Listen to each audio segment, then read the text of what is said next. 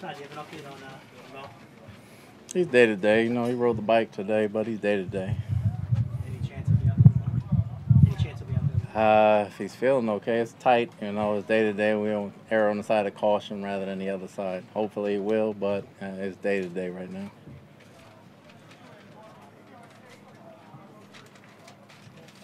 What do you think about how the quarterbacks look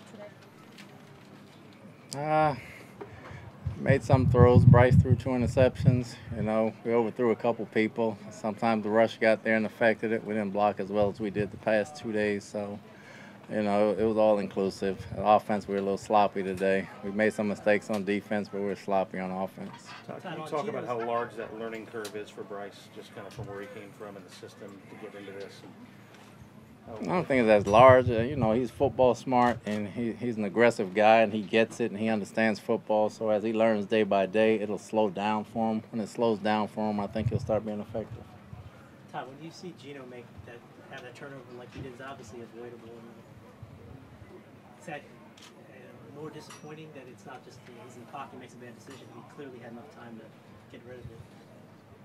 No, it was just a bad decision, and it's his first turnover at camp. You don't blow it out of proportion, but you talk about it and you recognize that at the end of the game, he's got to let the ball fly. You just can't sit there and hold it.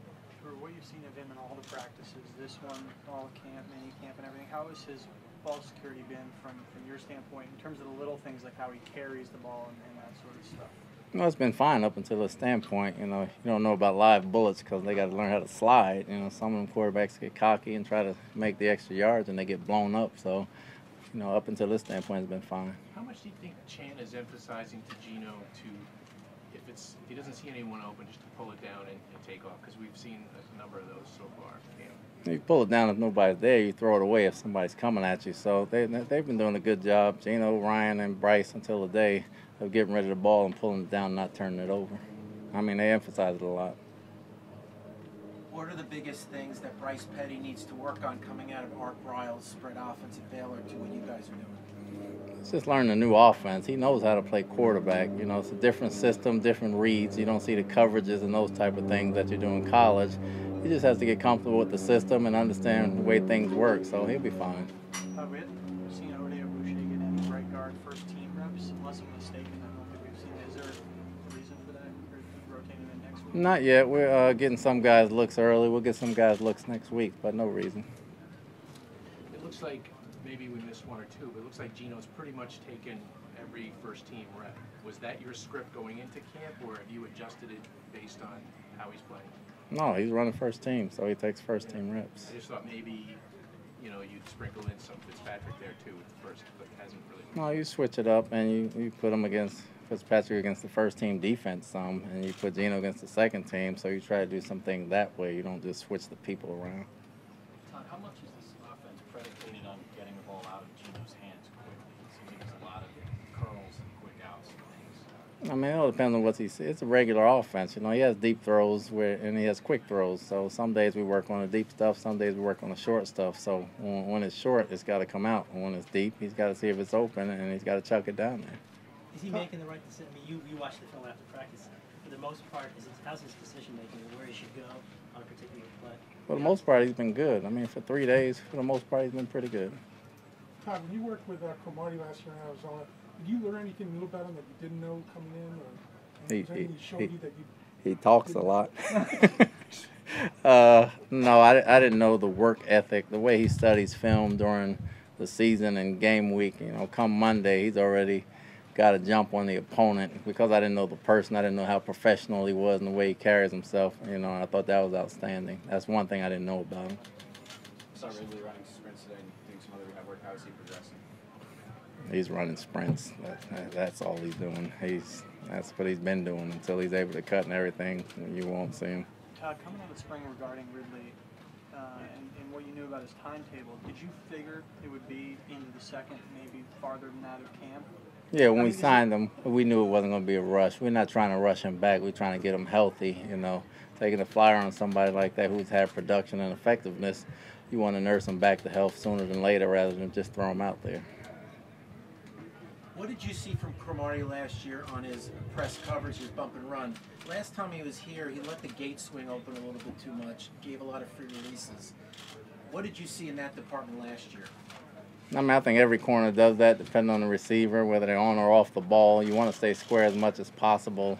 I didn't see as much last year when he was here or last year in Arizona. So, you know, whether players are injured, whether they try to hide something, or whether that's press bail or press man from the inside is all relative. So unless you really know the coverage, which I didn't when he was here, so I didn't put too much stock into it. There was a book that came out about the Jets around 2011, and the guy was embedded with the team.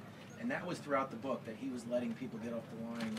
This was under Rex and Mike Pettine, and they weren't happy with it. I didn't read the book, sorry.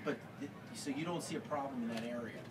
No, he's been staying square. I mean, all of them dropping open at some standpoint. Sometimes we have techniques where you do that on purpose, so I don't see a problem in that. If anything, he's got to use his hands more. I don't see a problem with him opening. Does he still talk as much? Yes, but he's more of a timing type of guy than he is just. Are there any second or third team guys that have kind of jumped out at you and surprised you at all so far the first week? Not to speak of, no. They're all just practicing, getting better. There's not exciting. Thank you. The one the other day drained me. I got nothing left for the week. With Jace playing in the H-back, you mentioned that in the spring that he was going to line up there a little bit. How do you think that could maximize some of his skills as opposed to just being a conventional tight end? Well, we're going to mix him up a little bit, and he's learning how to block. You know, you don't come in here as a pass receiver at a college and have 1 year and just learn how to block. But he puts his face in there and he does some things, but moving them around a little bit, learning different blocks right there helps enhance, hopefully, his durability by not banging every play. But he can line up in there and stay in and block, but it'll help his pass catching skills a little bit, partly because of the guys outside, but because of some of the things he should be able to do inside. Regarding a couple of second-year receivers who didn't play last year and kind of took a redshirt, Evans and Anunua, what have been some of your particular impressions of those two guys? Well, Noon was a big guy. You know, he's all muscle and he's solid inside and not as fluid as the other guys, but he's got a big body and he's tough and he can catch the ball and he can block. Evans has been steady. You know, nothing stood out for really nobody right now, but he's been working hard and he's been running routes, and you know he'll get his shot as the days go. How's your shoulder doing? Holding up? It's been good so far. Coach, can you share what you've seen so far from the first group of safeties, Gilchrist and Pryor, and also Allen and Jarrett? I think the communication between Gilchrist and Pryor have been getting better. They're getting to know each other and knowing how to disguise and do things. I think Jarrett and Allen, from a disguise standpoint and stripping the balls and those type of things, have been outstanding thus far. You know, if you look at a strip or anything, it's probably Jaquan or a double A getting it out. So I think all four of them working pretty good together. Everybody good? Thank you, Coach. Thanks.